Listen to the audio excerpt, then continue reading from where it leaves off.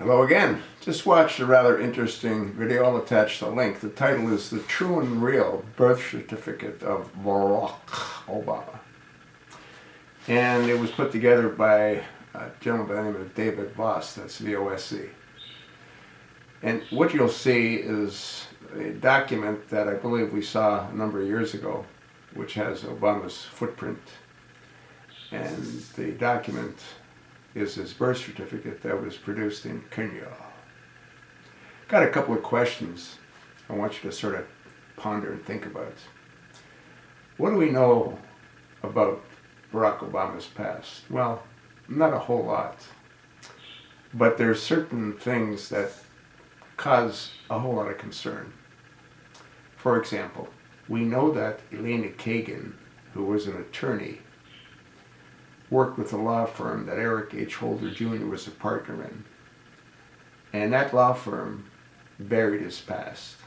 So what does that mean? Well, it means that somebody gave Obama $3 to $5 million to pay the law firm to bury Obama's past. How many people know the truth about Obama's past? Well, Elena Kagan obviously would, Eric H. Holder would, and a number of attorneys that worked for and at the law firm that were instrumental in burying his past. Well, what else do we know? We know that his father supposedly is Barack Obama Sr., who was again a British subject of Kenya. And on Obama's birth certificate, it says that his father was born in Kenya.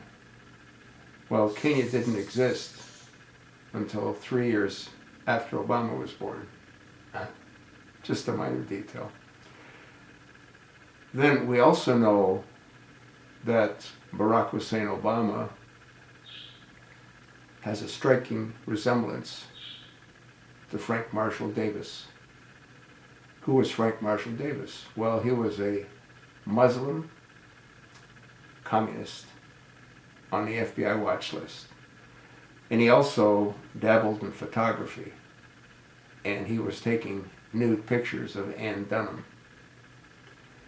And I gotta believe that one of those photo sessions got a little bit heated, if not more than one. And the two of them had sex. And when she became pregnant, they had a problem.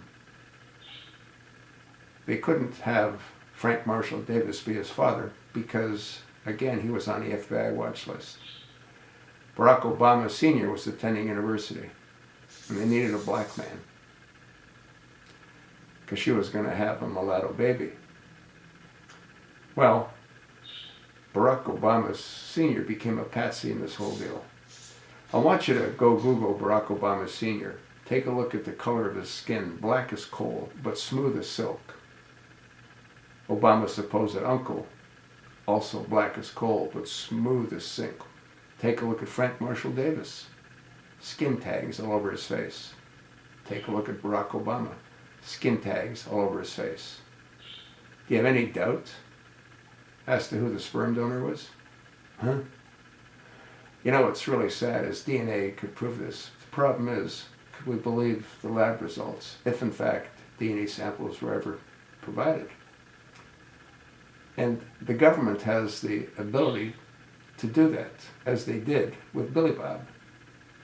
He gave a blood sample, which tied his sperm, which was on Monica Lewinsky's dress.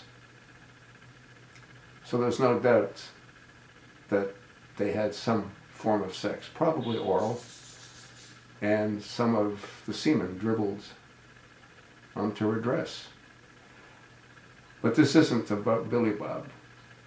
We know that he's had many sexual encounters, and that Skag Hillary, the one that wants to become president, stuck with him. Why? So she could climb the political ladder, that's why. But that's a different story. Does anyone doubt that Barack Hussein Obama was chosen for the role that he's in? I've made countless videos and I've talked about King Abdullah from Saudi Arabia donating $20 million to Harvard when the chosen one supposedly attended. He was president of the law library, yet he never wrote a paper. The whole thing is a ball of wax, and it's melting. Sad thing is, nobody cares because it's too late. The elite, the global elitists that put them in power, you think they're going to let all their work be destroyed? Which is another reason I can't see the chosen one ever leaving. Watch the video. There's no doubt that we have a usurper, but there's also no doubt that nobody can do a damn thing about it. You know why? Because nobody has. That's why. I told you what I think. I told you what David Voss thinks. The question now is, what do you think?